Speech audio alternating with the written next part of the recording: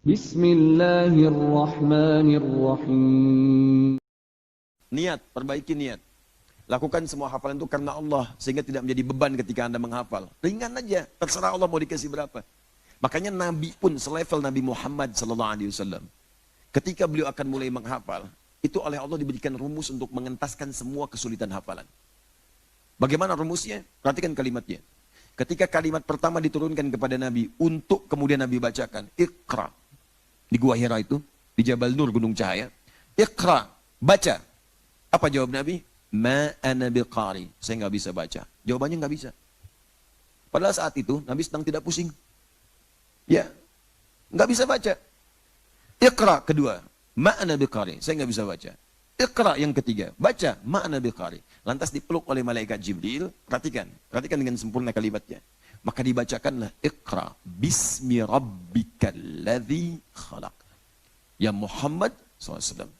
Bacalah, mulai baca, ikuti bacaan ini, hafalkan ini, lakukan bismi rabbik, karena Allah. Lakukan karena Allah. Bismi rabbikal ladzi khalaq, yang menciptakan kamu saja. Itu begitu mudah. Penciptaan itu begitu rumit dibandingkan dengan membuat kamu bisa membaca. Membuat kamu bisa mengikuti bacaan. Itu lebih rumit mencipta manusia. Tapi mencipta pun begitu mudah bagi Allah, apalagi menjadikan kamu bisa mengikuti bacaan. Jadi kalau engkau jadikan semuanya karena Allah, bismi rabbik, karena Allah yang merawatmu, karena Allah yang memberikan kemampuan kepadamu, karena Allah yang memudahkanmu. Jangankan engkau belajar, tak belajar pun, tak ada guru pun, tak ada sekolah pun. Seperti engkau sekarang ini, engkau tidak punya guru mengajarkan membaca, engkau tidak pernah sekolah, engkau tidak pernah talaqi, maka Allah akan jadikan mudah seperti Allah mudah menciptakanmu. Syaratnya apa? Bismi rabbik, karena Allah. Nah, ini banyak penghafal Quran sekarang ini, sebagian di antara mereka, ini menjadikan niat itu bercampur. Ya, siapa yang pengen jadi hafid? Boleh angkat tangan. Yang pengen jadi hafid.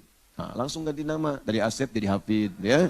Nah, dari Joni jadi hafid. Dan dari Stephen jadi hafid. Ganti aja, itu lebih cepat. Ya. Terserah. Mau Allah kasih berapapun gak ada masalah. Tuntutan itu yang seringkali membebani ketika menghafal. Hafid, hafid, hafid, hafid. Masya Allah akhi, sudah hafal, sudah jadi hafid belum? Alhamdulillah. Berapa sekarang?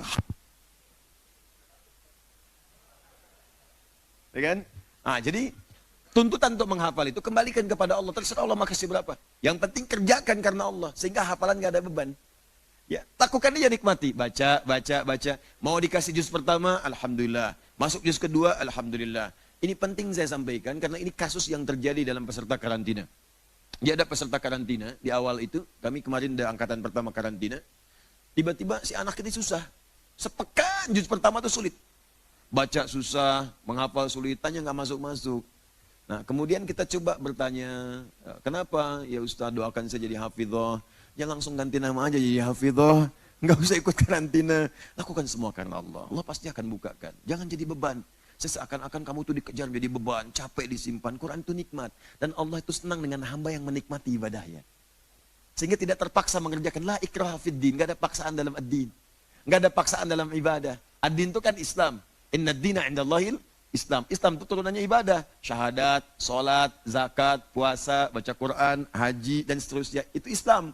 Dan Allah senang dengan orang-orang yang ibadah tanpa terpaksa. Nikmat gitu ibadahnya itu. Karena itu ketika Anda menikmati itu, Allah akan berikan kemaksimalannya. Maka apa yang terjadi? Setelah dia kemudian tenangkan dirinya, lakukan semua karena Allah, gak ada beban dalam dirinya, Allahu Akbar. Setelah peristiwa itu, pekan yang kedua nyusul. 2 juz, 3 juz, 4 juz, tiba-tiba 10 juz saja. Ya, terakhir saya tinggal mau ke Mekah udah 20 juz. Yang pekan pertama 1 juz itu gak masuk-masuk, susah. Pekan kedua nyambung 5 juz, 6 juz. Pekan ketiga 12 juz, 13, 14 juz. Pekan keempat 20 juz. Nyambung, nyambung, nyambung. Saya pulang ke sini udah nggak ada, ternyata udah 30 juz. Masya Allah. Ya sudah pamit dari dulu karena harus segera kembali untuk sekolah. Anak 9 tahun. Anda bayangkan, anak 9 tahun ikut karantina. Ya, ibunya pengen jadi hafidho, ini pengen tekanan kuat, dan ditenangkan masuk kembali lagi. Ketiga, ini yang klasik. Maksiat. Maksiat atau ada yang haram yang masuk ke dalam dirinya. Hati-hati. Nih seperti ini teman-teman. Ini ada tempat tisu. Ya. Ini kebuka nih. Saya contohkan pakai tisu. Biasanya saya pakai air minum. Cuma subuh ini nggak ada air minum, kan? Contoh aja ya. Dan itu nggak usah pakai pertanyaan, ya. Dipahami aja. Ini kan tisu nih, ini lubang kan. Nah, kalau ini masih ada lubangnya, terbuka seperti ini benda apapun yang kira-kira cukup, ini bisa masuk. Masukkan spidol, masukkan uang, masukkan koin, kan cukup saja. Tapi kalau ini sudah tersekat, sekatnya ada yang ringan seperti tisu sendiri, seperti ini. Ya, saya tutup ya. Misal begini, kita tutup seperti ini. Nah, maka sekat seperti ini menghambat benda lain masuk. Walaupun mungkin bisa masuk, dipaksakan. Kalau masih ringan, seperti ini masuk juga. Agak keras lagi misalnya, kertas. Ya, tapi agak lumayan. Tapi yang lebih repot adalah ketika benda penutupnya semakin kencang, semakin keras. Semakin tebal, semakin keras. Apalagi kemudian sama bendanya dengan tutup tisunya, dengan tempat tisunya, maka benda yang dimasukkan pun tidak akan pernah masuk. Balik lagi, balik lagi, balik lagi.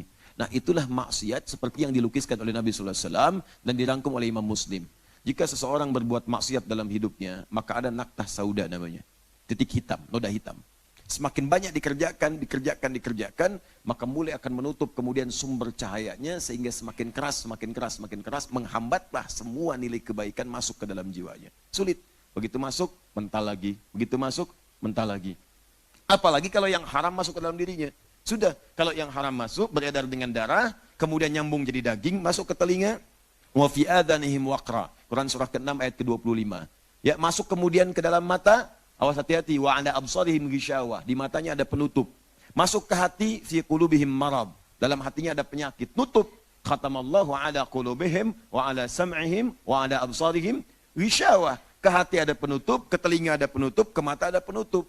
Nah, ketika dia belum bebas dari maksiat, itu yang kadang-kadang sulit kemudian untuk memulai. Maka buka dulu semua itu.